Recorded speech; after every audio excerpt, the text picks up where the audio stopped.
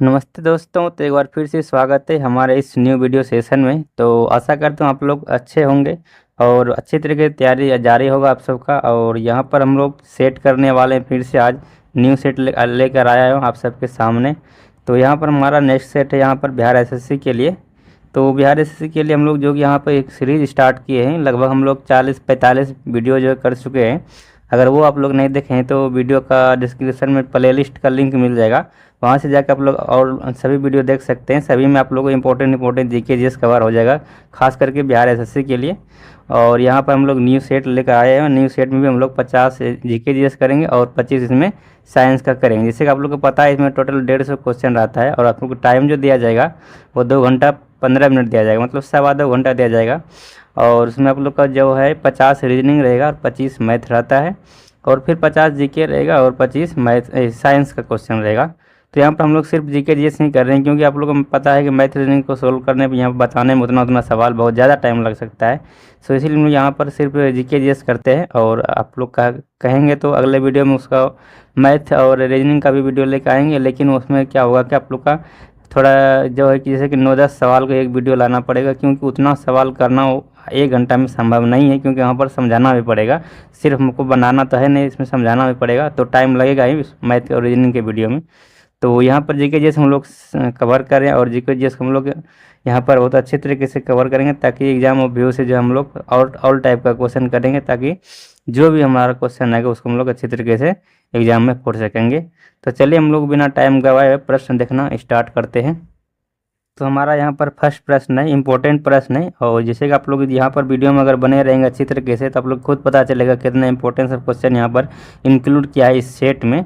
तो आप लोग लगातार बने रहिएगा, वीडियो में स्किप मत कीजिएगा, क्योंकि एक एक क्वेश्चन आप सबके लिए बहुत इंपॉर्टेंट हो सकता है एग्जाम के व्यू से। अगर आप लोग तैयारी अच्छा से करना चाहते हैं, एग्जाम को अच्छी तरीके से क्वालिफाई करना चाहते हैं, तो वीडियो को स्किप मत करना है, लगातार देखते रहिएगा, क्योंकि एक एक क्वेश्चन यहाँ पर बहुत अच्छे क्वालिटी का है यहाँ पर। तो हमारा फर्स्ट प्रश्न यहाँ पर है कि किस बाद में उच्चतम न्यायालय में यह व्यवस्था दी गई कि प्रस्तावना संविधान का एक भाग है। तो प्रस्तावना जो संविधान का एक भाग है, इनमें से कौन से बाद में यह कहा गया था।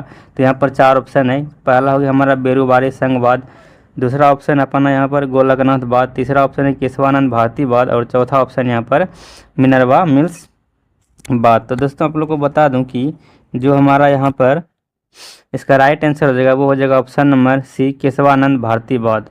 तो केशवानंद भारती बाद जो हमारा इसी केस में कहा गया था कि उच्चतम न्यायालय मतलब सुप्रीम कोर्ट जो है, इनमें यह व्यवस्था दी गई कि प्रस्तावना एक संविधान का भाग है, मतलब प्रस्तावना हमारे संविधान का भाग है। ये केशवानंद भारती बनाम केस में ही इसको ये प्रावधान किया गया है।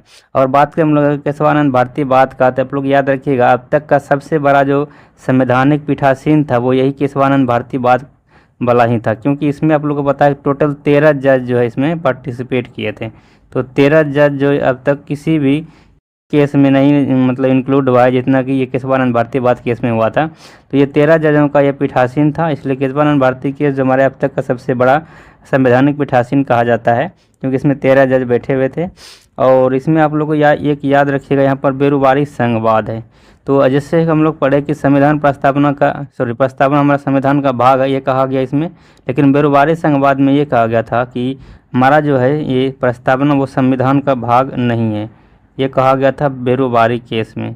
तो इसे भी आप लोग याद रखिए, प्रस्तावना हमारा संविधान का जो है वो नहीं हिस्सा है, ये कहा गया था बेरूबारी केस में। लेकिन हमारा जो केशवानंद भारती बात केस आया, इसमें कहा गया कि प्रस्तावना हमारा संविधान का भाग है। तो इतना हम लोग पढ़ लिए। अब यहाँ पर गोलकनाथ बनाम जो हमारा वाद है, इसमें कहा क्या गया था। तो सबसे पहले आप लोग याद रखिए गोलकनाथ वाद जो हमारा है ये अब तक का सबसे दूसरा पीठासीन मतलब दूसरा सबसे बड़ा संवैधानिक पीठासीन है। जैसे कि यहाँ पर हम लोग बड़े सबसे बड़ा केशवानंद भारती केस था, इसमें 13 जज जो है वो पार्टिसिपेट किए थे।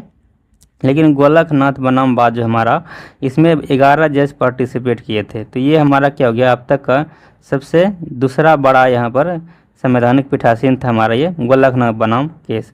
और इसमें कहा गया था कि जो हमारा फंडामेंटल राइट है उसमें जो संसद है वो क्या कर सकते हैं, संशोधन नहीं कर सकते।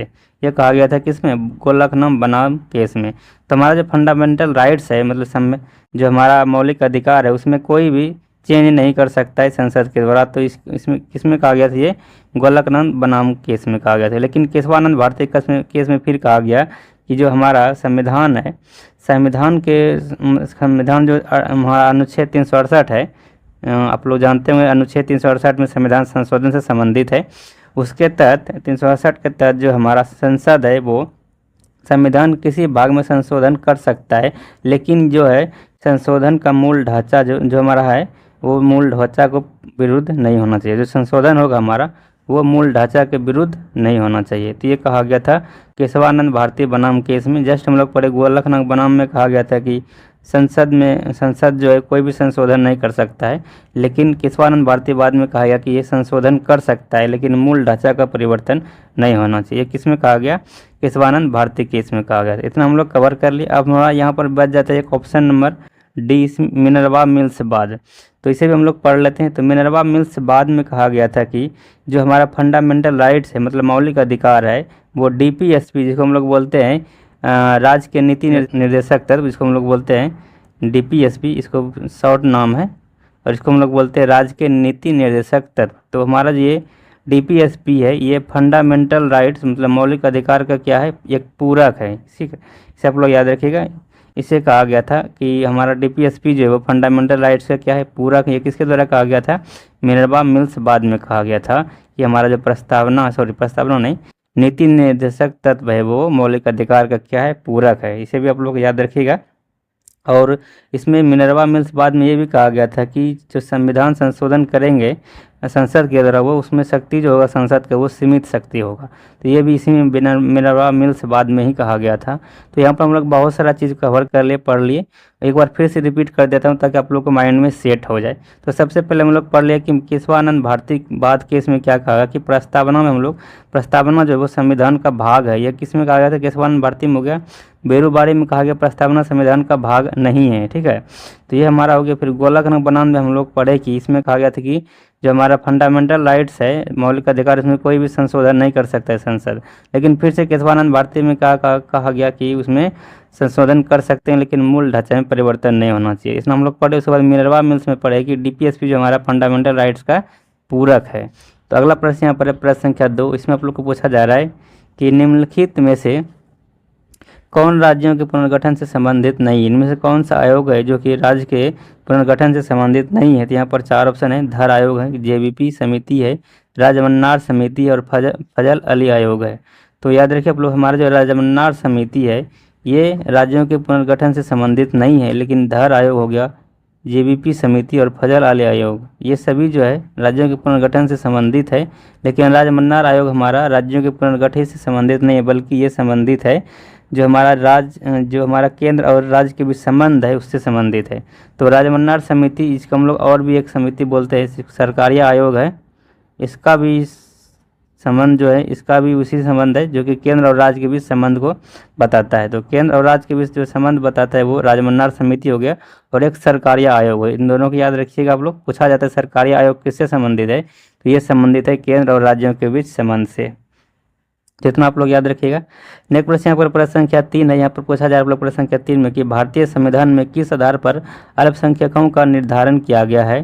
तो यहाँ पर 4 ऑप्शन है। तो आप लोग याद रखिएगा कि भारतीय संविधान में जो अल्पसंख्यकों का निर्धारण किया गया है वो भाषाई और धार्मिक आधार पर किया गया। किस पे, तो भाषाई और धार्मिक आधार पर। तो इसका राइट आंसर हो जाएगा ऑप्शन नंबर सी, भाषाई और धार्मिक आधार पर। और आप लोग को पता है कि जो हमारा अनुच्छेद 29 है इसमें जो है अल्पसंख्यक जो हमारा है उसको जो है क्या किया गया, भाषाई और धार्मिक आधार पर अल्पसंख्यकों का निर्धारण किया गया। किस में, अनुच्छेद 29 में ही किया गया है। और जो हमारा अनुच्छेद 25 है इसमें कहा गया है कि जो मनुष्य हमारा यहाँ पर भारत के अंदर है वो किसी भी धर्म को मानने या आचरण एवं प्रचार करने की स्वतंत्रता की मतलब दिया गया है। किससे, आर्टिकल 25 में। तो धार्मिक स्वतंत्रता का संबंधित जो आर्टिकल वो हो गया आर्टिकल 25, और जो हमारा अल्पसंख्यक के हितों के बारे में कहा गया है वो आर्टिकल 29 हो गया। इसे भी आप लोग याद रखेंगे। और हमारा आर्टिकल 30 जो हो जाता है उसमें कहा गया कि जो हमारा अल्पसंख्यक है वो अपना क्या कर सकते हैं, इंस्टीट्यूट वगैरह खोल सकता है, तो संस्थान वगैरह खोल सकता है, वो आर्टिकल 30 में इसका वर्णन है। तो इतना आप लोग याद रखिएगा। अगला प्रश्न यहाँ पर प्रश्न संख्या 4 है हमारा। इसमें आप लोग को पूछा जा रहा है कि किस संविधान संशोधन के द्वारा संपत्ति के अधिकार को मूल अधिकार से हटाकर विधिक अधिकार बनाया गया है? तो कौन से संविधान के द्वारा यह बनाया गया है? तो आप लोग याद रखिएगा, ये बनाया गया है 44वां संविधान संशोधन के द्वारा। और ये क्या हुआ था? तो 1978 ईस्वी में हुआ था 44वां संविधान संशोधन। इसी के तहत जो हमारा ये संपत्ति का अधिकार था उसे मूल अधिकार से हटाकर क्या कर दिया गया? विधिक अधिकार बना दिया गया। मतलब हमारा संविधान में इसका कोई जिक्र अब नहीं रहा, किसका? संपत्ति का अधिकार का। मतलब कोई भी आदमी संपत्ति को, मतलब क्या संपत्ति का अधिकार नहीं, अगर वो जैसे कि पहले क्या होता था, कोई ज़मीन उसका है तो वो कुछ करे, सरकार को उसके हक में कुछ नहीं बोलना है, वो उसका ज़मीन है तो उसमें सरकार जो अधिकार नहीं कर सकता है, क्योंकि वो उसका मौलिक अधिकार था उस टाइम। लेकिन अब क्या किया है, उसको मौलिक अधिकार से लिस्ट से निकाल दिया संपत्ति का अधिकार को और उसे विधिक अधिकार में डाल दिया। मतलब अगर सरकार का मर्जी होगा तो वो जब होगा तब उस पर कब्जा कर सकता है उस ज़मीन पे। जैसे कि हमारा कोई रोड जा रहा है, किसी के खेत के थ्रू हमारा कोई रास्ता जा रहा है, सरकारी रास्ता, अब वो खेत वाला कहेगा हम ये ज़मीन नहीं देंगे, हमारा संपत्ति है, तो ऐसा कुछ नहीं होता है। अब इसको विधिक अधिकार बना दिया है तो क्या कर सकता है वो सरकार जब उसको जब्त कर सकता है, अगर वो रोड उसके ज़मीन से जा रहा है, जो भी उसका उचित दाम होगा वो उसको उचित दाम दे देंगे सरकार, उसके बाद उसका ज़मीन क्या कर लिया जाएगा? सरकारी ज़मीन में मिला दिया जाएगा। ठीक है, तो इतना आप लोग याद रखिए। उसके बाद हमारा यहाँ पर देख सकते हैं कि 42वां संविधान संशोधन है। तो 42वां संविधान संशोधन से हम इसको आप लोग याद रखिएगा, इसमें क्या किया गया था कि जो हमारा जो मौलिक कर्तव्य है, मौलिक कर्तव्य को जो संविधान में जोड़ा गया था वो 42वां संविधान संशोधन के द्वारा ही जोड़ा गया था। और ये जो समिति था हमारा वह कौन सा था? तो याद रखिए आप लोग, ये समिति था सरदार स्वर्ण सिंह समिति की सिफारिश पर ही हमारा जो यहाँ पर मौलिक कर्तव्य जोड़ा गया था। और जो हमारा यहाँ पर 42वां संविधान संशोधन है, इसको हम लोग मिनी कॉन्स्टिट्यूशन मतलब लघु संविधान भी कहते हैं 42वां संविधान संशोधन को। ये भी आप लोग याद रखिएगा कि लघु संविधान किसको कहा जाता है? तो 42वां संविधान संशोधन कहीं बोला जाता है लघु संविधान। और आप लोग याद रखिएगा कि यहाँ पर जो हमारा 42वां संविधान संशोधन ये 1976 में हुआ था। इस टाइम जो हमारी सरकार थी वो इंदिरा गांधी थी। उसने क्या की था, तो जो लोकसभा का कार्यकाल है वो 5 वर्ष से बढ़ाकर 6 वर्ष कर दी थी श्रीमती इंदिरा गांधी के द्वारा 42वां संशोधन के द्वारा। लेकिन जब हमारा 1978 ईस्वी में जो 44वां संशोधन हुआ उस टाइम सरकार हमारा मोरारजी देसाई बने, इसने क्या किया, फिर लोकसभा का कार्यकाल 6 वर्ष से घटा के 5 वर्ष कर दिया गया। तो इतना कंटेंट आप लोग याद रखिएगा। बहुत सारा कंटेंट आपको आगे भी मिलने वाला, और यहाँ पर आप लोग को दिख रहा होगा बहुत सारा कंटेंट मिल चुका है। तो इस प्रकार आप लोग वीडियो में बने रहिएगा तब लोग बहुत सारा कंटेंट मिलने वाला है और एग्जाम ऑफ व्यू से बहुत इंपॉर्टेंट होने वाला है। तो अगले प्रश्न को हम लोग बढ़ते हैं। अगला प्रश्न यहाँ पर आ जाता है प्रश्न संख्या 5 की, किसी राज्य में अधिकतम कितने समयावधि तक राष्ट्रपति शासन लागू रख सकता है? तो याद रखें हम लोग, किसी भी राज्य में अगर कोई राष्ट्रपति शासन लगा रहा है तो वो जो 6 महीना एक बार में लगाते हैं, तो फिर अगर आगे लगाना होगा तो फिर सिफारिश करेंगे और 6 महीना के लिए फिर से बढ़ा सकते हैं। ऐसे 6 माह बढ़ाकर जो है अधिकतम समय जो ले सकता है समयावधि राष्ट्रपति शासन का वो 3 वर्ष तक ले सकता है। ठीक है, यहाँ पर यही पूछा गया था कि अधिकतम कितने समयावधि तक राष्ट्रपति शासन लागू रह सकता है, तो ये 3 वर्ष तक लागू रह सकता है। तो इसका right answer option number C हो जाएगा, 3 वर्ष। याद रखिएगा आप लोग। अगला प्रश्न यहाँ पर है प्रश्न संख्या 6। इसमें पूछा जा रहा है आप लोग को कि राष्ट्रपति किसी भी मामले में सर्वोच्च न्यायालय से सलाह ले सकता है, इसका उल्लेख किस अनुच्छेद में है? तो किस अनुच्छेद में इसका उल्लेख ये बताना है। तो यहाँ पर 4 अनुच्छेद है, इसका राइट आंसर जो होगा वो हो जाएगा ऑप्शन नंबर डी। अनुच्छेद 143 में इसका जिक्र गई कि राष्ट्रपति किसी मामले में सुप्रीम कोर्ट से सलाह ले सकता है, लेकिन सुप्रीम कोर्ट जो सलाह देंगे राष्ट्रपति को वो मानने के लिए वो बाध्य नहीं होगा। ये आर्टिकल 143 में कहा गया है। अब यहाँ पर हमारे 141 इंपॉर्टेंट, इसको समझते हैं। इसमें क्या कहा गया था आर्टिकल 141 में कि जो हमारा सुप्रीम कोर्ट का निर्णय होगा वो सभी न्यायालय अधिकारी नागरिक सबके लिए क्या होगा, बाध्य होगा। मतलब जो भी सुप्रीम कोर्ट निर्णय लाएंगे वो सबको मानना पड़ेगा। ये किसमें कहा गया था? आर्टिकल 141 में कहा गया है। तो इतना आप लोग याद रखिएगा। अगला प्रश्न 7 नंबर प्रश्न इसमें पूछा जा रहा है कि किसी राज्य में पंचायतों के निर्वाचन की तिथि की घोषणा कौन करता है? तो किसी भी राज्य में पंचायतों के निर्वाचन की तिथि की घोषणा जो करता है वो राज्य निर्वाचन आयोग के द्वारा किया जाता है। इसका right answer option number B हो जाएगा, राज्य निर्वाचन आयोग। इसका जिक्र जो आप लोग याद रखिएगा अनुच्छेद 243 के में है। अगले प्रश्न को हम लोग बढ़ते हैं। तो अगला प्रश्न आ जाता है प्रश्न संख्या 8। और प्रश्न संख्या 8 में आप लोग को पूछा जा रहा है यहाँ पर कि निम्नलिखित में से कौन संघ सूची का विषय नहीं है। तो जैसे कि आप लोग बताएं कि जो हमारा अनुसूची 7 है उसमें जो राज्य हो गया और केंद्र हो गया उसके शक्तियों का बंटवारा किया गया है। तो संघ सूची में कौन कौन सा क्षेत्र मतलब चीज़ें आती है और राज्य सूची में कौन कौन सी चीज़ें होती है वो उसमें दिया गया है। फिर संबंधित सूची हमारा टोटल 3 प्रकार के उसमें सूची का वर्णन है। एक तो हो गया संघ सूची जिसमें केंद्र सरकार का होता है जिक्र, और जो हमारा राज्य सूची उसमें राज्य का अधिकार होता है, और जो हमारा संवर्ती सूची होती है उसमें दोनों का मिक्स रहता है, राज्य और केंद्र सरकार का। और एक होता है अपशिष्ट सूची जो कि अभी जैसे कि यूट्यूब वगैरह हो गया, ये जो हमारा ऑनलाइन साइट हो जैसे कि फेसबुक हो गया, ये सभी जो अपशिष्ट सूची में आता है। तो यहाँ पर हमारा जो यहाँ पर 4 ऑप्शन दिया गया कि कौन सा इसमें संघ सूची का विषय नहीं है। तो यहाँ पर भारत की रक्षा हो गया, ये तो संघ सूची में, रेल एवं राष्ट्रीय मार्ग ये भी संघ सूची में, जनगणना भी संघ सूची में है।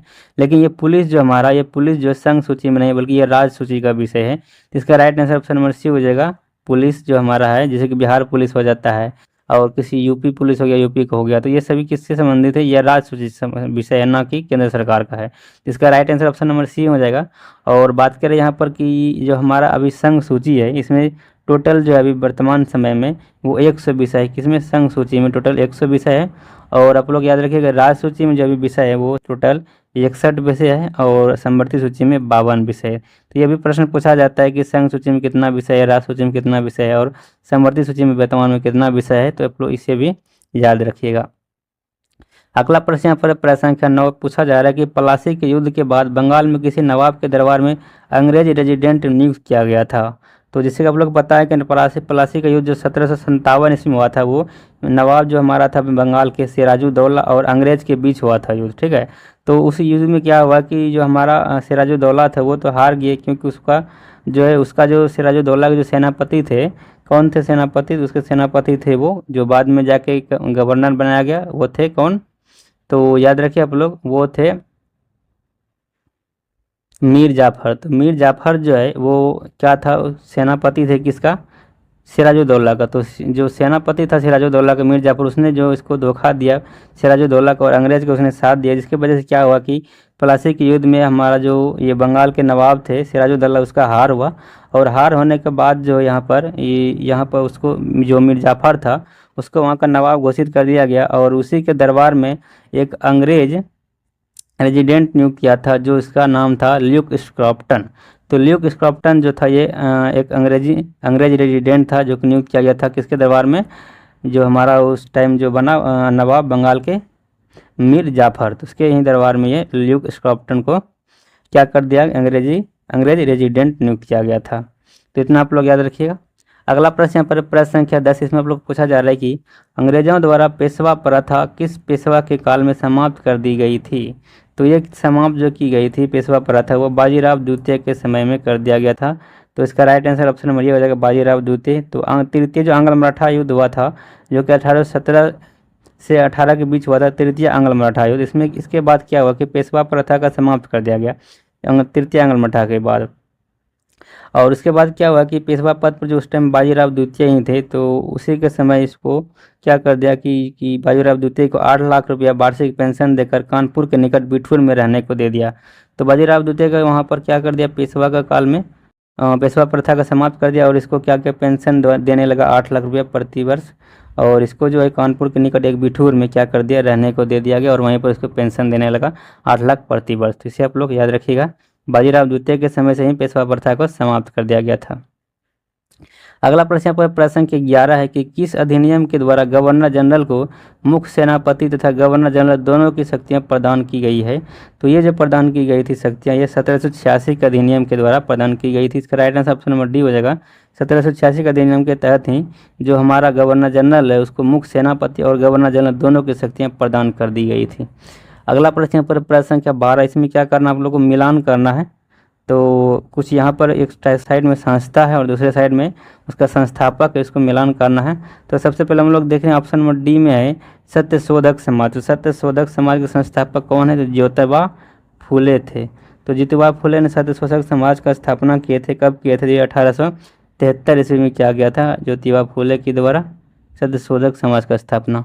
और जो हमारा यहाँ पर आ गया फिर डिप्रेस्ड क्लास मिशन सोसाइटी, ये जो स्थापना किया गया था डिप्रेस्ड क्लास मिशन सोसाइटी, इसकी स्थापना किया गया था बी.आर. शिंदे के द्वारा। तो इसका मिलान हो जाएगा 1 और 2। बी.आर. शिंदे के द्वारा स्थापना किया गया था डिप्रेस्ड क्लास मिशन सोसाइटी का। और all India depressed class association की स्थापना जो किया गया था, all India depressed class association की स्थापना ये महात्मा गांधी के द्वारा किया गया था। तो इसका मिलान यहाँ हो जाएगा। और हमारा बच जाता है यहाँ पर the all India depressed class federation. तो इसका स्थापना डॉक्टर भीमराव अंबेडकर के द्वारा किया गया था 1920 ईस्वी में। तो इसका मिलान यहाँ पर हो जाएगा। तो इसको मिलान करने के बाद आप लोग देखेंगे इसका राइट आंसर हो जाता है ऑप्शन नंबर डी। तो इसे भी आप लोग याद रखिएगा। अगला प्रश्न आ जाता है प्रश्न संख्या 13। पूछा जा रहा है कि भारतीय विश्वविद्यालय अधिनियम 1904 के अध्यक्ष निम्न में से कौन थे। जो भारतीय विश्वविद्यालय अधिनियम 1904 आया था उस टाइम जो अध्यक्ष थे वो कौन थे ये बताना है। तो यहाँ पर 4 ऑप्शन दिया गया, इसका राइट आंसर हो जाएगा option number B, sir Thomas Raleigh उस टाइम क्या था, अध्यक्ष थे भारतीय विश्वविद्यालय अधिनियम 1904 के। तो इसका right answer option number B हो जाएगा, सर टॉमस रैले। अगले प्रश्न को हम लोग बढ़ेंगे। तो अगला प्रश्न आ जाता है कितना, प्रश्न नंबर 14 आ जाएगा। और प्रश्न संख्या 14 हमारा यहाँ पर है कि ना लगान ना टैक्स अभियान सविनय अवज्ञा आंदोलन के दौरान कांग्रेस ने कहाँ चलाया था ये बताना है। तो यहाँ पर 4 ऑप्शन हमारा है, बंगाल में, बिहार में, महाराष्ट्र और गुजरात में। और चौथा ऑप्शन है संयुक्त प्रांत में। तो याद रखिएगा आप लोग, जो लगान लगाया गया था, ना लगान ना टैक्स, ये अभियान सविनय अवज्ञा आंदोलन के समय कांग्रेस के द्वारा चलाया गया था। ये चलाया गया था कहाँ, संयुक्त प्रांत में चला गया था। इसका right answer option number D हो जाएगा, संयुक्त प्रांत। अगला यहाँ पर प्रश्न है कि मंगल पांडे ने चर्बी वाले कारतूस के प्रयोग के विरोध में किसे अपनी गोली का शिकार बनाया था। तो इसने जो हमारा ये मंगल पांडे जी है, ये 29 मार्च 1857 को चर्बी वाले कारतूस के विरोध में सर्जेंट ह्यूडसन की जो हमारा सर्जेंट ह्यूडसन इसको गोली मार दी गई थी। यहाँ पर ऑप्शन नंबर बी यहाँ पर दिख रहा है, सर्जेंट ह्यूडसन है, इसको जो है वो मंगल पांडे के द्वारा 29 मार्च 1857 को गोली मार दिया गया था। क्यों? क्योंकि वो क्या कर रहे थे, वो चर्बी वाले कारतूस का प्रयोग करने के लिए उसको राजी करवाए थे। जितना भी सैनिक थे उसमें वो चर्बी वाले जो कारतूस आता था पहले उसके लिए यूज करने के लिए जो राजी कर दे। क्योंकि मंगल पांडे एक सैनिक थे और वो किससे संबंधित था, तो मंगल पांडे 24वीं नेटिव इन्फेंट्री के क्या थे, जवान थे। तो 34वीं नेटिव इन्फेंट्री का जवान थे ये मंगल पांडे जी। तो इसे भी आप लोग याद रखिए, पूछा जाता है प्रश्न कि जो हमारा मंगल पांडे जी है, और आप लोग पता है कि 1857 का क्रांति इसी की वजह से शुरू भी हुआ है, मंगल पांडे की वजह से ही। क्योंकि वो जो कारतूस वाला था और भी बहुत सारे सैनिक थे वो कारतूस का विरोध कर रहे थे। क्योंकि उसमें हम लोग पता है कि कारतूस में जो गाय के चमड़ी या फिर कोई चीज़ जो अदर जानवर का जो उसमें प्रयोग किया जाता है, जो कि मुंह में लेना पड़ता था उसको क्या करने के लिए, छोड़ने के लिए, जिसका वजह से उसने क्या किया, विरोध किया। तो उसी विरोध में जो हमारा सर्जेंट ह्यूडसन है इसका गोली का शिकार होना पड़े, मंगल पांडे के जी का गोली का। तो इसका राइट आंसर ऑप्शन बी हो जाएगा। अगला प्रश्न यहाँ पर प्रश्न संख्या 16 है कि निम्न में से किसकी रचना हर्ष ने नहीं की थी। तो जो हमारा नागानंद हो गया, रत्नावली हो गया, प्रियदर्शिका, इस तीनों की रचना हर्ष के द्वारा की गई है। लेकिन जो हमारा हर्षचरित है इसका रचना जो है वो बाणभट्ट के द्वारा किया गया है। और ये संस्कृत भाषा का एक रचना है जो कि बाणभट्ट के द्वारा किया गया है, बाणभट्ट। तो इसका राइट आंसर ऑप्शन बी हो जाएगा, क्योंकि ये हर्ष का रचना नहीं है बल्कि किसकी रचना है, बाणभट्ट की रचना है। अगला प्रश्न पर प्रश्न संख्या 17 है कि भारत पर आक्रमण करने वाले प्रथम मुस्लिम तुर्की मुसलमान कौन था। तो भारत पर आक्रमण करने वाले जो प्रथम तुर्की मुसलमान थे वो थे, यहाँ पर 4 ऑप्शन दिया गया, मुस्लिम मोहम्मद बिन कौसिम और सुबुक्तगीन, अल्पतगीन और मोहम्मद गजनवी। अगर पूछा जाता है कि भारत पर आक्रमण करने वाले प्रथम मुसलमान कौन थे, तब इसका राइट आंसर मोहम्मद बिन कौसिम होता है। लेकिन तुर्की मुसलमान पूछा गया है तो इसका राइट आंसर क्या हो जाएगा, सुबुक्तगीन होगा। अगर पूछा जाता है अरबी या फिर क्या करते प्रथम मुस्लिम अब पूछा जाता है तब मोहम्मद बिन कौसिम होता, क्योंकि सुबुक्तगीन से पहले ही मोहम्मद बिन कौसिम ने ही मतलब आक्रमण किए थे भारत पर। और ये एक मुसलमान है लेकिन अरब का है ये, ना कि तुर्क का है। तो तुर्की मुसलमान हमारा जो पहला आक्रमणकारी था वो सुबुक्तगीन था। और सुबुक्तगीन जो हमारा ये महमूद गजनवी के पिताजी थे। तो यही जो था तुर्की मुसलमान, प्रथम तुर्की मुसलमान आक्रमणी था सुबुक्तगीन, इसे भी आप लोग याद रखिएगा। और ये मोहम्मद गजनवी के पिताजी थे। अगला प्रश्न यहाँ पर प्रश्न संख्या 18 हो जाएगा कि चचनामा अली अहमद द्वारा अरबी भाषा में लिखित एक प्रमुख ग्रंथ है जिसमें मुख्य रूप से किसका वर्णन किया गया है? तो याद रखें आप लोग, इसमें जो है वर्णन किया गया हुआ अरबों का सिंध विजय का वर्णन किया गया है। तो इसका right answer option number D हो जाएगा कि जो हमारा चचनामा है इसमें अली अहमद द्वारा जो हमारा अरबों द्वारा सिंध विजय का वर्णन किया गया है वो चचनामा में ही किया गया है। तो इसका right answer option number D हो जाएगा। अगला प्रश्न यहाँ पर 19 नंबर प्रश्न है, इसमें पूछा जा रहा है आप लोगों को कि मजरुल हक ने दी मदरलैंड नामक अखबार का प्रकाशन किया है, कब किया गया है? तो ये क्या था? याद रखें आप लोग, असहयोग आंदोलन के दौरान ही ये किया गया था। इसका राइट आंसर ऑप्शन नंबर ये हो जाएगा। असहयोग आंदोलन के दौरान मजरुल हक ने द मदरलैंड नामक अखबार का प्रकाशन किया था। तो इसका राइट आंसर ऑप्शन नंबर ये ही हो जाएगा। और आप लोग जानते हैं कि जो मजरुल हक है ये सदाकत आश्रम से ही इस अखबार का निकालना प्रारंभ किया था, द मदरलैंड का सदाकत आश्रम से, ये भी आप लोग याद रखिएगा। अगला प्रश्न प्रश्न संख्या 20 की सातवाहन वंश के किस शासक के सिक्कों पर जहाज का चित्र मिला था? तो जहाज का चित्र जब मिला था वो मिला था यज्ञश्री सातकर्णी का। जो सातवाहन के वंश के शासक यज्ञश्री सातकर्णी है, इसी के सिक्कों पर जहाज का चित्र बना हुआ था। तो इसका राइट आंसर ऑप्शन नंबर यही हो जाएगा। अब यहाँ पर कुछ खनन क्षेत्र है और एक साइड में खनिज संपदा है, तो इसे मिलान करना है। तो हमारा जो काला हांडी है, ये काला हांडी जो हमारा खनन क्षेत्र है ये किस खनिज के लिए है? तो ये है बॉक्साइट के लिए। तो काला हांडी हमारा बॉक्साइट के लिए हो गया। और जो यहाँ पर जाबर है, ये जाबर आप लोग याद रखिएगा, जो से जाबर है, जो से जस्ता हो गया। तो जस्ता और सीसा के लिए हमारा जाबर खनन क्षेत्र है। और कोलार तो आप लोग को पता है कि भारत का क्षेत्र है, कोलार जो है वो सोना के लिए खनन क्षेत्र है। और मोसाबनी जो है ये तांबा के लिए खनन क्षेत्र। इस पर मिलान करने पर आप लोग देखिएगा तो इसका right answer option number C हो जाता है। अगला प्रश्न यहाँ पर प्रश्न संख्या 22 है। प्रश्न संख्या 22 में आप लोग को पूछा जा रहा है कि निम्नलिखित में से कौन मानव भूगोल का जन्मदाता कहलाता है? तो मानव भूगोल का जन्मदाता कहलाता है वो कहलाता है फ्रेडरिक रेटजेल। इसका right answer option number D हो जाएगा। फ्रेडरिक रेटजेल को मानव भूगोल का जन्मदाता कहा जाता है। और आप लोग याद रखिएगा कि इन्होंने जो है एंथ्रोपायोग्राफी की रचना 1882 ईस्वी में की थी। और जो हमारा ये रेटजेल है ये पृथ्वी को जैविक घटक के रूप में मानते थे। और भूगोल का जनक आप लोग याद रखिएगा हिकेटियस को कहा जाता है, लेकिन वर्तमान भूगोल का जनक जो है वो अलेक्जेंडर वॉन हम्बोल्ट है। अलेक्जेंडर वॉन हम्बोल्ट जो है वर्तमान भूगोल का जनक है, लेकिन भूगोल का जनक पहले जो कहा जाता था, पहले का है उसको हिकेटियस को कहा जाता था। तो अगला प्रश्न हमारा यहाँ पर है कि अधोलिखित सागरों में से किसमें तट रेखा नहीं है? कौन से सागरों में तट रेखा नहीं है?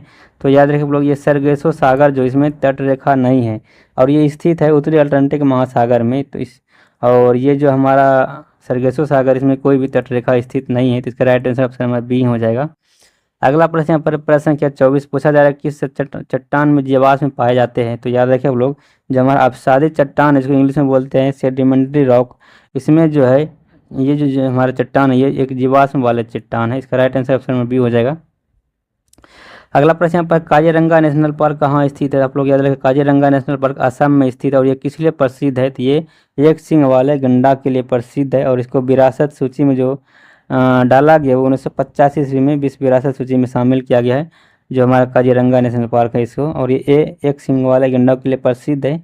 लेकिन इसका नया नाम बात करें तो जो हमारा काजीरंगा राष्ट्रीय उद्यान, इसका नया नाम रख दिया गया है काजीरंगा आर्किड पार्क। तो काजीरंगा राष्ट्रीय आर्किड पार्क इसका नया नाम हो गया काजीरंगा नेशनल पार्क का। अगला प्रश्न देखते हैं हम लोग। अगला प्रश्न यहाँ पर प्रश्न संख्या 26 के निम्नलिखित में से कौन सी नदी भूमध्य रेखा को 2 बार काटती है?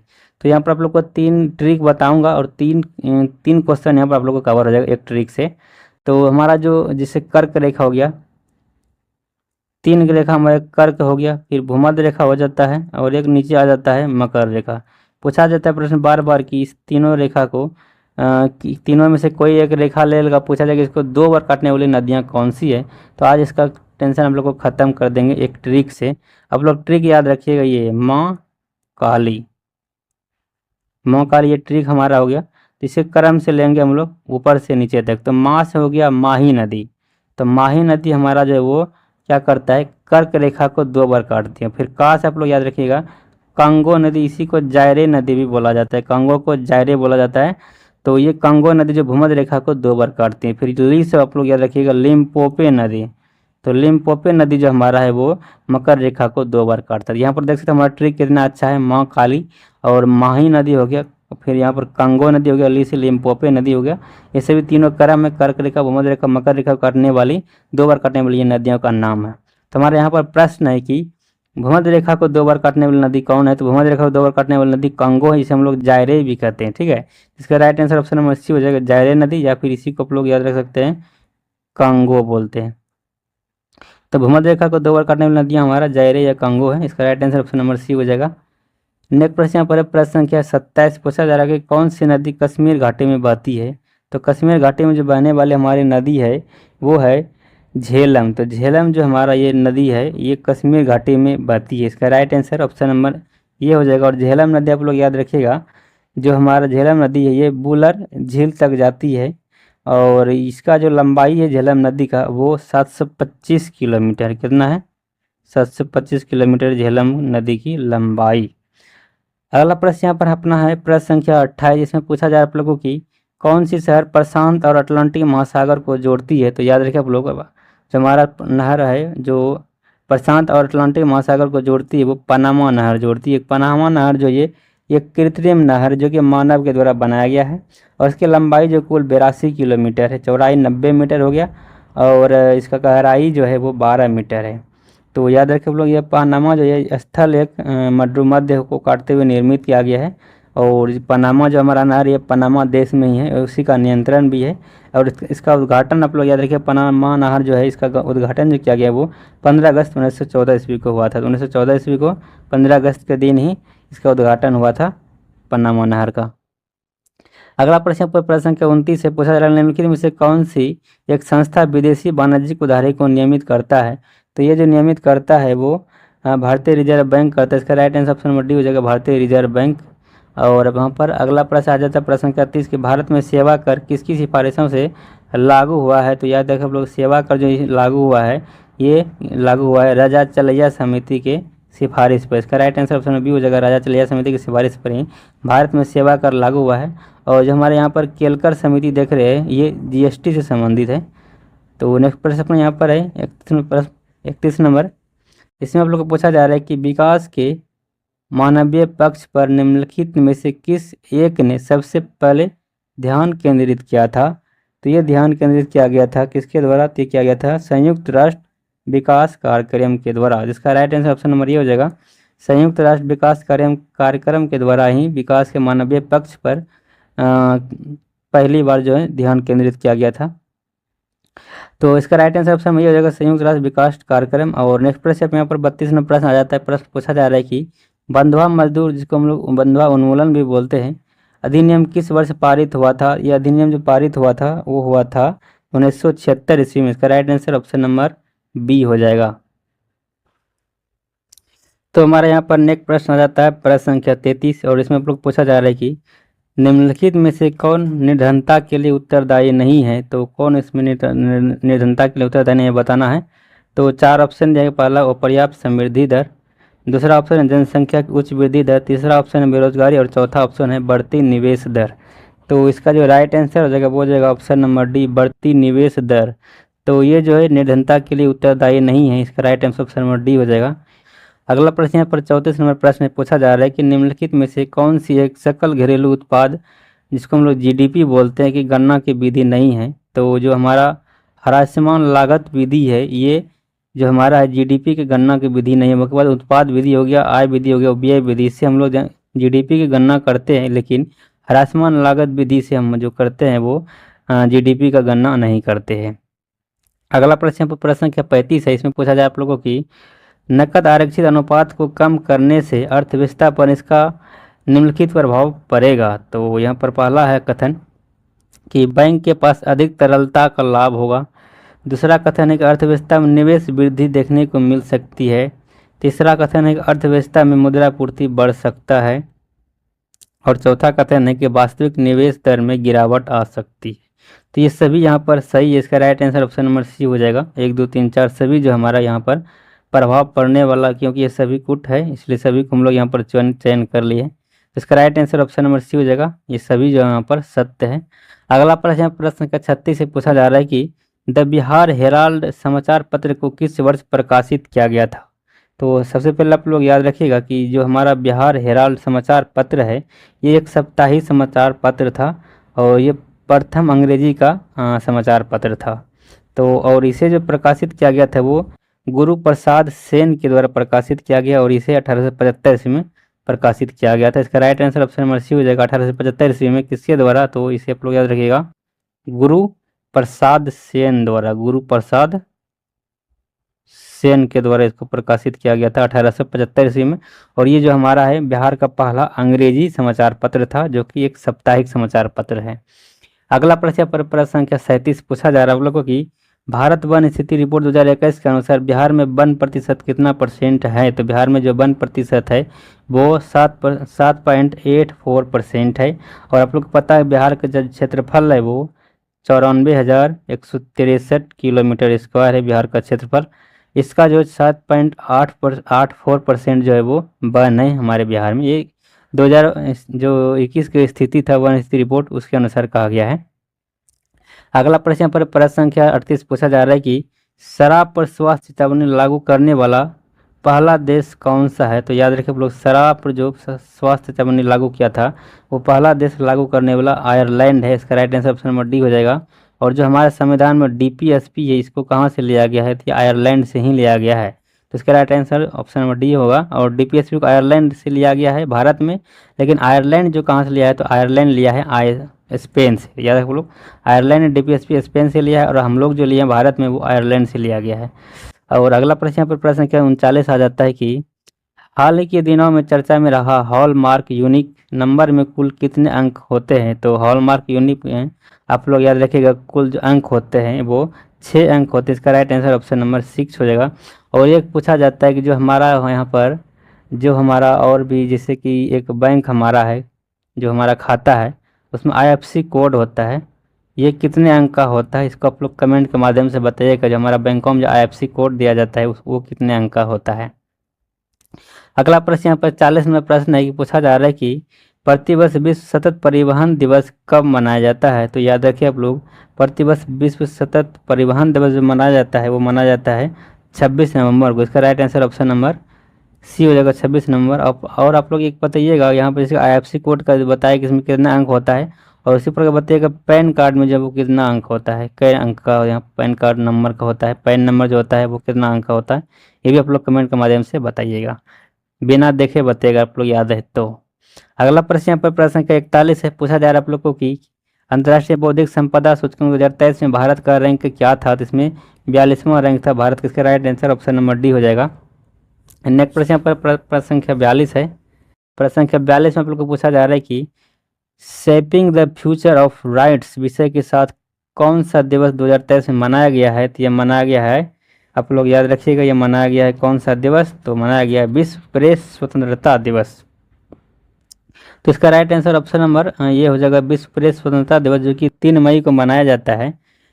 इसी के विषय के साथ मनाया गया शेपिंग और ये फ्यूचर ऑफ राइट्स, जो हमारा विषय है ये विश्व प्रेस स्वतंत्रता दिवस का ही विषय है, जो कि 2023 में मनाया गया था 3 मई को।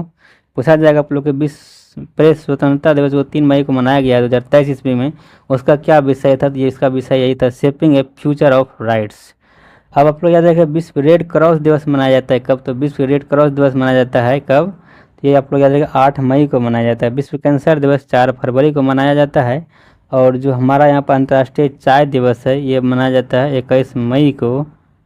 और आप लोग याद रखिएगा विश्व रक्तदान दिवस जो मनाया जाता है, विश्व रक्तदान दिवस मनाया जाता है वो 14 जून को मनाया जाता है। और जो हमारा विश्व जल दिवस है ये 22 मार्च को मनाया जाता है।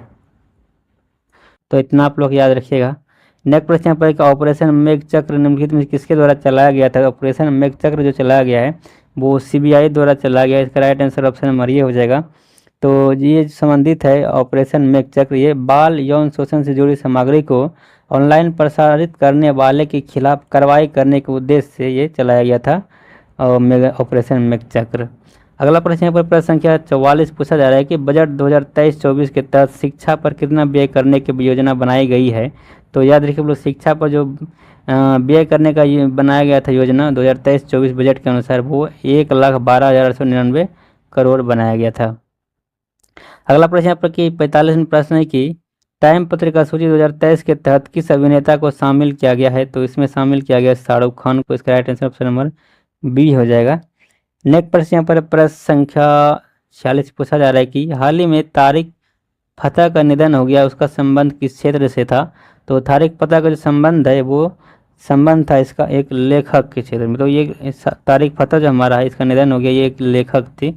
इसका right answer option number A हो जाएगा, लेखक तारिक फतेह था। अगला प्रश्न यहाँ प्रश्न 47 प्रश्न की केंद्र सरकार द्वारा कुनो राष्ट्रीय उद्यान में कितने दक्षिण अफ्रीका चीतों को लाया गया है या फिर इसकी योजना बनाई गई? इसका right answer option number C हो जाएगा। 12 जो चीता है वो लाने का, अफ्रीकी चीतों को लाने का योजना बनाया गया है। अब इसका right answer option number C हो जाएगा 12। नेक्स्ट प्रश्न यहाँ पर प्रश्न संख्या 48 पूछा जाएगा वैश्विक बौद्धिक शिखर सम्मेलन 2023 का आयोजन कहाँ किया गया है? तो इसका आयोजन जो किया गया है वो नई दिल्ली में किया गया। इसका राइट आंसर ऑप्शन नंबर ये हो जाएगा। और यहाँ पर 49वें प्रश्न की प्रसिद्ध पुस्तक कथकली डांस थिएटर पुस्तक के लेखक कौन है? तो इसका लेखक जो है वो के गोपाल कृष्णन जी। इसका right answer option number B हो जाएगा। और यहाँ पर 50वें प्रश्न है कि मंगलयान 2 किस वर्ष प्रक्षेपित करने का लक्ष्य रखा गया है? तो ये लक्ष्य रखा गया है 2024 तक। तो इसका राइट आंसर ऑप्शन नंबर ये हो जाएगा 50 का। तो हमारा यहाँ पर 51वें प्रश्न है कि ज्योति तीव्रता की अस्थायी मात्रक क्या होता है? तो आप लोग याद रखिए, ज्योति तीव्रता का जो अस्थायी मात्रक होता है वो कैंडेला होता है। इसका right answer option number B हो जाएगा। कैंडेला जो वो ज्योति तीव्रता का मात्रक है। एम्पियर हमारा धारा का मात्रक हो गया। और मोल जो हमारा है वो क्या है? तो ये मोलों की संख्या जो हम लोग याद करते हैं वो किसके द्वारा ज्ञात करते हैं? तो मोल जो हमारा पदार्थ का एक यूनिट होता है मोल, और इसमें हम लोग मोल की संख्या निकालने के लिए एक सूत्र यूज करते हैं जो हमारा यहाँ पर हो जाएगा। जैसे कि हमारा कोई अणु है, हमारा H2 ही हो गया, इसमें जो हमारा कोई वजन दिया रहेगा कि कितना ग्राम, तो मान लेते हैं 10 ग्राम हमारा H2, इसमें हम लोग मोलों की संख्या ज्ञात करना है। तो जो हमारा ग्राम में वेट दिया गया है, वेट इन ग्राम, वेट हमारा जो वजन दिया गया है इन ग्राम में बटे यहाँ पर हम लोग क्या करेंगे, मोलिकुलर जो वेट है उसका उससे भाग दे देंगे। ठीक है, तो हमारा निकल जाएगा नंबर ऑफ मोल। तो पदार्थ का जो हमारा पदार्थ का जो अवस्था है उसको हम लोग मोल के द्वारा ही डिनोट करते हैं। और हमारा जो एम्पियर हो गया वो क्या हो गया? एम्पियर हो गया धारा का ऐसा यूनिट। कैंडेला हो गया ज्योति तीव्रता का। तो इतना आप लोग याद रखिएगा। और रेडियन तो जानते करते हैं आप लोग कौन का मात्रक होता है। अगला प्रश्न यहाँ पर है प्रश्न संख्या 52। इसमें पूछा जा रहा है आप लोग को कि निम्नलिखित में से कौन कारक रक्त जमाव के लिए आवश्यक है? तो सबसे पहले आप लोग याद रखिएगा, जो हमारा अगर पूछा जाएगा कौन सा विटामिन रक्त जमाव के लिए जो हमारा आवश्यक है तो वो विटामिन के हो जाएगा। लेकिन अगर पूछा जाए कौन सा प्रोटीन, तब फाइब्रोनोजिन प्रोटीन हो जाएगा। लेकिन तत्व पूछा जाएगा तब कैल्शियम हो जाएगा तत्व। तो ये सभी जो हमारा अलग अलग क्वेश्चन बन सकता है कि रक्त जमाव के लिए हमारा कौन कौन सा चीज़ें प्रयोग किया जाता है। तो अगर विटामिन में पूछा जाएगा तो विटामिन के हो जाएगा, तत्व में पूछा जाएगा तो कैल्शियम, और अगर प्रोटीन में पूछा जाएगा तो फाइब्रोनोजिन प्रोटीन हो जाएगा। इसका राइट आंसर ऑप्शन नंबर ये हो जाएगा। ये सभी जो यहाँ पर जो है ये सभी रक्त को जमाव के लिए आवश्यक है। अगला प्रश्न प्रश्न का 53 है। इसमें पूछा जा रहा है आप लोग को कि किस रोग में तांबा ऊतकों में जमा हो जाता है? तो किस रोग में जो हमारा तांबा है वो ऊतकों में जमा हो जाता है? ये विल्सन रोग में हो जाता है जमा। इसका राइट आंसर ऑप्शन नंबर ये हो जाएगा विल्सन रोग। अगला प्रश्न यहाँ पर 54 नंबर प्रश्न पूछा जा रहा है कि निम्नलिखित में से किस रंग को ऊष्मा तरंग भी कहते हैं? तो याद रखिए आप लोग इंफ्रारेड जो हमारा किरणें हैं ऑप्शन नंबर सी, इसी को हम लोग क्या कहते हैं? तो इसको हम लोग याद रखिए आप लोग इंफ्रारेड किरण को ही हम लोग ऊष्मा तरंग भी कहते हैं। अगला प्रश्न यहाँ पर 55वां प्रश्न है कि जो नींबू में लिटिल लीफ रोग होता है, लिटिल लीफ रोग वो किसके कमी के कारण होता है? तो याद रखिए आप लोग नींबू में जो लिटिल लीफ या फिर इसको बोलते हैं हम लोग ड्राई बैंक रोग, ये तांबा के कारण होता है। इसका राइट आंसर ऑप्शन नंबर ये हो जाएगा, तांबा की कमी के कारण ही ये रोग होता है। और आप लोग कुछ और भी दे देता हूँ जो कि आप लोग स्क्रीन पे देख रहा होगा, आप देख रहे हैं मक्का में जो होता है व्हाइट ब्लड, ये जिंक के कारण होता है। और गाजर में कोटर स्पॉट जो होता है वो कैल्शियम के कारण हो जाता है। लीची में पत्ती जलने लगता है, ये पोटेशियम की कमी के कारण होता है। और चुकंदर में हार्ट रोड जो होता है वो बोरॉन की कमी के कारण होता है। फिर धान में खैरा रोग जो होता है वो जिंक की कमी के कारण हो गया। और आलू में जो ब्लैक हार्ट रोग होता है वो भंडारण में O2 की कमी के कारण हो जाता है। और आम जो हमारा है या फिर बैगन में जो लिटिल लीफ हो जाता है वो जिंक के कमी के कारण होता है। तो इतना आप लोग याद रखिएगा। अगला प्रश्न 56 में प्रश्न है कि सूर्य के चारों ओर पृथ्वी की गति क्या कहलाता है? ये आवधिक गति कहलाता है। इसका राइट आंसर ऑप्शन नंबर ये हो जाएगा आवधिक गति। नेक्स्ट प्रश्न पर प्रश्न संख्या 57 है। इसमें पूछा जाएगा वह घटना जिसके द्वारा किसी सतह पर पड़ने वाले आपतित प्रकाश को आपस में माध्यम में मतलब आपस वापस उसी माध्यम में भेजा जाता है, उसे हम लोग क्या कहते हैं। तो यहाँ पर सिंपल सा प्रश्न है कि जो प्रश्न आपतित हो रहा है फिर उसको वापस उसी माध्यम में भेजा जाता है, मतलब क्या कर जाता है, परावर्तन कर दिया जाता है, इसे हम लोग क्या कहेंगे, परावर्तन कहते हैं। इसका राइट आंसर ऑप्शन नंबर ये हो जाएगा, परावर्तन। नेक्स्ट प्रश्न यहाँ पर प्रश्न संख्या 58 है, पूछा जा रहा है आप लोग 58 प्रश्न की, आहार नाल से अंगों द्वारा स्रावित कौन सा रस वसा के पाचन में महत्वपूर्ण भूमिका निभाती है। तो आप लोग याद रखिएगा कि पित्त रस और जो हमारा आग्नाशयी रस है ये जो है वसा के पाचन में महत्वपूर्ण भूमिका निभाता है। इसका right answer option number B हो जाएगा। नेक्स्ट प्रश्न यहाँ पर प्रश्न संख्या 59 पूछा जा रहा है कि पृथ्वी के किस बिंदु पर गुरुत्वाकर्षण नहीं है। तो आप लोग याद रखिएगा गुरुत्वाकर्षण जो है वो पृथ्वी के केंद्र पर नहीं होता है। इसका राइट आंसर ऑप्शन नंबर ये हो जाएगा, पृथ्वी के केंद्र में जो गुरुत्वाकर्षण बल नहीं होता है। नेक्स्ट प्रश्न यहाँ पर 60 नंबर प्रश्न में पूछा जा रहा है आप लोग 60 नंबर प्रश्न में कि सिनेप्सिस और सूत्री विभाजन किस अवस्था में होता है। तो ये जो होता है वो जैगोटिन अवस्था में होता है। इसका right answer option number C हो जाएगा, जैगोटिन। नेक्स्ट प्रश्न यहाँ पर प्रश्न संख्या 61 है कि डीएनए फिंगरप्रिंट के जनक कौन है। तो डीएनए फिंगरप्रिंट के जनक जो थे वो आप लोग याद रखिएगा, इसका जनक जो है वो एलेक जेफरीज है। इसका राइट आंसर ऑप्शन नंबर ये हो जाएगा, एलेक जेफरीज जो है वो डीएनए फिंगरप्रिंटिंग के कौन थे, ये जनक थे। और आप लोग याद रखें भारतीय चिकित्सा के जनक जो है वो भारतीय चिकित्सा का जनक जो है वो कौन है, चरक है। और भारतीय शल्य चिकित्सा का जनक पूछा जाएगा तो सुश्रुत हो जाएगा।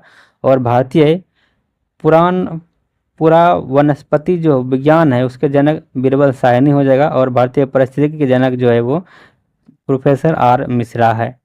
अगला प्रश्न यहाँ पर प्रश्न संख्या 62 है, पूछा जा रहा है कि निम्नलिखित में से किसे पर्ल एस कहा जाता है। तो जो हमारा पर्ल एस है वो कहा जाता है पोटेशियम कार्बोनेट को। इसका right answer option number C हो जाएगा, KTCO3। तो K2CO3 को हम लोग जो कहते हैं वो पर्ल एस कहते हैं, या इसको हम लोग मोती की राख भी कहते हैं, K2CO3 को। और आप लोग याद रखिएगा जो हमारा K2CO3 है ये एक अकार्बनिक यौगिक है जो कि पानी में घुलनशील होता है। तो ये आप लोग याद रखिए अकार्बनिक यौगिक है लेकिन ये पानी में घुलनशील है, और इसका जो उपयोग किया जाता है वो कांच और साबुन के निर्माण में किया जाता है। अगला प्रश्न यहाँ पर 63 में प्रश्न है, इसमें पूछा जाए आप लोग 1 लीटर पानी को 4 डिग्री सेल्सियस से 0 डिग्री सेल्सियस तक ठंडा करने पर इसका आयतन क्या होगा। तो सबसे पहले हम लोग जानते हैं कि 4 डिग्री सेल्सियस ताप पर जो हमारा घनत्व होता है वो सर्वाधिक होता है, ठीक है। तो पानी का घनत्व जो है वो 4 डिग्री सेल्सियस पर क्या होता है, सर्वाधिक होता है। और अगर घनत्व सर्वाधिक होता है तो हम लोग जानते हैं घनत्व बराबर होता है द्रव्यमान बटे आयतन, मतलब घनत्व जब वो द्रव्यमान आयतन का क्या होता है, इन्वर्स होता है, मतलब उल्टा होता है। तो अगर हम लोग यहाँ पर घनत्व अधिकतम है तो हमारा आयतन क्या होगा, न्यूनतम होगा। तो 4 डिग्री सेल्सियस पर जो हमारा आयतन है वो क्या होगा, न्यूनतम होगा। अब हम लोग 4 डिग्री सेल्सियस से 0 डिग्री सेल्सियस तक जा रहे हैं तो हमारा जो आयतन होगा वो क्या होगा, बढ़ेगा, क्योंकि 4 डिग्री सेल्सियस पर आयतन हमारा क्या अधिक न्यूनतम है। अगर हम लोग नीचे जाएंगे 0 डिग्री सेल्सियस की दर तो हमारा आयतन क्या होगा, बढ़ेगा। इसका right answer option number B हो जाएगा, बढ़ता है। तो आप लोग याद रखिएगा जब हम लोग 4 डिग्री सेल्सियस से 0 डिग्री सेल्सियस तक जाएंगे तो हमारा घनत्व तो घटेगा लेकिन आयतन क्या होगा, बढ़ेगा। यहाँ पर आयतन ही पूछा गया है, ये क्या होगा, बढ़ेगा। अगला प्रश्न यहाँ पर प्रश्न संख्या 64 पूछा जा रहा है कि वॉशिंग सोडा के एक अणु में जल के कितने अणु होता है। तो आप लोग याद रखिए वॉशिंग सोडा का जो सूत्र होता है वो आप लोग याद रखिए, वॉशिंग सोडा का जो सूत्र होता है वो होता है Na2CO3 × 10H2O। तो वॉशिंग सोडा का ये सूत्र होता है Na2CO3 × 10H2O होता है। तो यहाँ पर देख सकते हैं आप वाटर का जो अणु है वो 10 है। तो इसका right answer option number D हो जाएगा, 10। अगला प्रश्न यहाँ पर प्रश्न संख्या 65 पूछा जा रहा है कपूर और अमोनियम क्लोराइड के संदर्भ में सही कथन का चयन करें। तो आप लोग को पता है कि कपूर और अमोनियम क्लोराइड दोनों जो है वो ठोस से डायरेक्ट गैस में परिवर्तन हो जाता है, और जो ठोस से डायरेक्ट गैस में परिवर्तन होता है उसे हम लोग कहते हैं उदरपातन। इसका right answer option number C हो जाएगा कि दोनों उदरपातन से गुजरते हैं।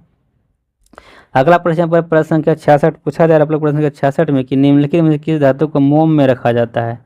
तो आप लोग याद रखिएगा जो हमारा धातु लिथियम है इसको हम लोग मोम में रखते हैं। इसका right answer option number B हो जाएगा, लिथियम धातु को मोम में रखा जाता है। और ये इसलिए रखा जाता है क्योंकि क्या होता है कि ये ऑक्सीजन के संपर्क में आने पर जलने लगता है, इसीलिए इसको मिट्टी के तेल में भी रखा जाता है या फिर मोम में रखा जाता है। तो सॉरी यहाँ पर जो हमारा आवर्त सारणी समूह 1 के जो तत्व है जैसे कि वो हमारा है, इसमें नमी पाया जाता है। इसकी प्रतिक्रिया को रोकने के लिए इसे मिट्टी तेल में रखा जाता है, या फिर जो हमारा यहाँ पर लिथियम है ये सबसे हल्की धातु है और यह मिट्टी तेल के सतह के ऊपर तैरती है और वायु की नमी से प्रतिक्रिया करती है, इसीलिए लिथियम को मोम में रखकर सूचित किया जाता है। तो आप लोग याद रखिए लिथियम को जो है ये लिथियम जो है हम केरोसिन तेल में नहीं रखते हैं, बल्कि इसको जो रखते हैं हम लोग इसको मोम में रखते हैं, क्योंकि लिथियम एक हल्का गैस है। इसको हम लोग अगर मिट्टी तेल में रखेंगे तो ये ऊपर में तैरने लगेगी और वायु के नमी से प्रतिक्रिया कर लेती है, इसलिए हम लोग इसको मोम में रखेंगे। तो मोम में तो ये तैरेगा नहीं। और जो हमारा जो पोटेशियम सोडियम हो गया इसे हम लोग मिट्टी के तेल में रखते हैं। ठीक है, तो आप लोग याद रखिएगा कि मोम में किसको रखा जाता है, तो मोम में रखा जाता है लिथियम को, लेकिन पूछा जाएगा केरोसिन तेल में तो सोडियम पोटेशियम ये सभी आ जाएगा। और आप लोग याद रखिएगा कि जो हमारा सोडियम पोटेशियम इसे हम लोग चाकू से काट सकते हैं।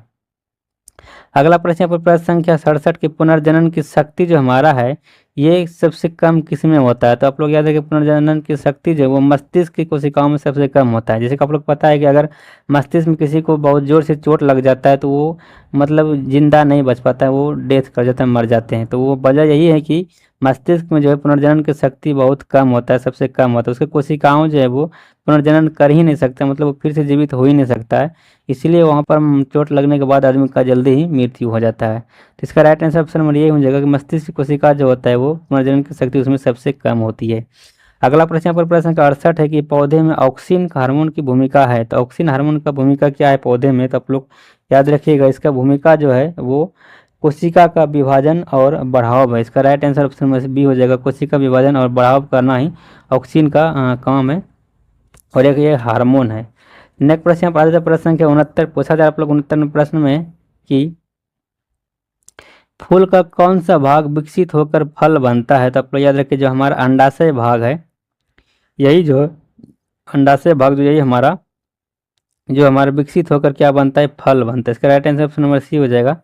अगला प्रश्न यहाँ पर 70 में प्रश्न पूछा जाए आप लोग 70 में प्रश्न की मनुष्य के उत्सर्जन तंत्र में कितने अंग होता है। तो ये आपको याद रखिए मनुष्य के उत्सर्जन तंत्र में जो अंग होता है वो इसकी संख्या 4 होता है। वो कौन कौन सा अंग है तो आप लोग याद रखिएगा जो हमारा यहाँ पर सबसे पहले हो गया गुर्दा जिसको हम लोग बोलते हैं किडनी, फिर मूत्रवाहिनी हो गया और फिर मूत्राशय हो गया, उसके बाद मूत्र मार्ग। ये 4 जो है ये उत्सर्जन तंत्र के भाग है। इसका राइट आंसर ऑप्शन नंबर ये हो जाएगा। अगला प्रश्न पर प्रश्न संख्या 71 कि ब्लीचिंग पाउडर के निर्माण में उपयोगी पदार्थ क्या है। तो आपको याद रखिए ब्लीचिंग पाउडर के निर्माण में हम लोग सूखा भुजा हुआ चूना और क्लोरीन रखते हैं। तो सूखा भुजा हुआ चूना और क्लोरीन इसका राइट आंसर ऑप्शन बी हो जाएगा। तो इसका प्रयोग हम लोग ब्लीचिंग पाउडर बनाने में करते हैं। अगला प्रश्न पर 72 में प्रश्न है कि आयनिक अबंध के निर्माण के दौरान एक परमाणु से दूसरे परमाणु में स्थानांतरण होता है। तो जब आयनिक बंध निर्माण होता है उस टाइम एक परमाणु दूसरे परमाणु में इलेक्ट्रॉन का स्थानांतरण होता है। ठीक है, इसका राइट आंसर ऑप्शन नंबर ये हो जाएगा, इलेक्ट्रॉन का स्थानांतरण नहीं होता है। और नेक्स्ट प्रश्न यहाँ पर कौन सा कार्बन का अपरूप नहीं है। तो कार्बन का अपरूप कौन सा नहीं है बताना है। हीरा तो अपरूप है, ग्रेफाइट भी, और फ्लोरीन जो हमारा है ये भी कार्बन का अपरूप है। लेकिन हमारे जब फ्लोरीन दिया गया है इसका संकेत अप होता है। ये जो हमारा है ये कार्बन का प्रूफ नहीं है बल्कि ये एक तत्व है। इसका राइट आंसर ऑप्शन नंबर ये हो जाएगा, फ्लोरीन जो हमारा ये कार्बन का प्रूफ नहीं है। अगला प्रश्न यहाँ पर प्रश्न का 74 पूछा जा रहा है कि समांतर प्रतिरोध वाले सर्किट का प्रभावी प्रतिरोध होता है। तो हम लोग अगर किसी प्रतिरोध को समांतर क्रम में जोड़ते हैं देखते हैं कि उसका जो वैल्यू होता है वो घट जाता है। जैसे कि हमारा 2 प्रतिरोध हमारा एक 2 ओम का है और एक हम मान लेते हैं कि 4 ओम का है। अगर इसको हम लोग समांतर क्रम में जोड़ेंगे तो 1/2 प्लस 1/4 होगा।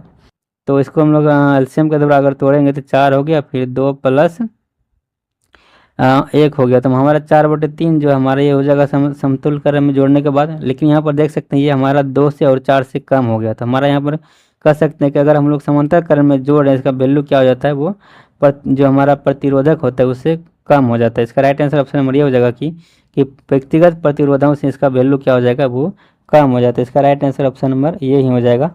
नेक्स्ट प्रश्न यहाँ पर प्रश्न संख्या 75 पूछा जा रहा है कि कार्य को किस सूत्र द्वारा व्यक्त किया जाता है। आप लोग याद रखिए कार्य जो हमारा है जिसको हम लोग W से डिनोट करते हैं वो होता है एफ एस, मतलब बल इंटू विस्थापन। इसका राइट आंसर हो जाएगा।